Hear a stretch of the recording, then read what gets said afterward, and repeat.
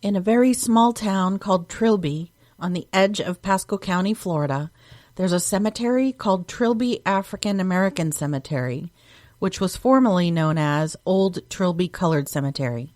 It was built in the early 1900s by African American residents so that they had a place to bury their families.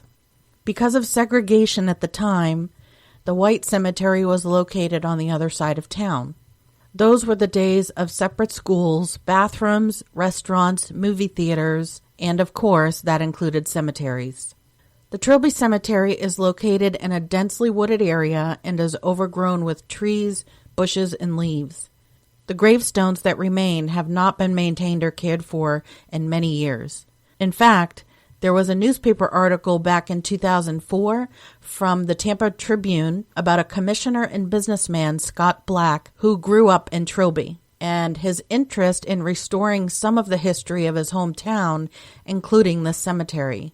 He did his own research, and with the help of a nearby funeral home who buried most of the people there, they determined that along with all of the gravestones that are broken, mostly buried in brush or illegible from decay, there are many more people buried here with no gravestones or markers anymore, so their exact locations are unknown.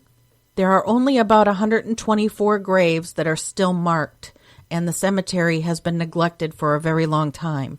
The gravestones here, as well as those buried beneath, are becoming lost.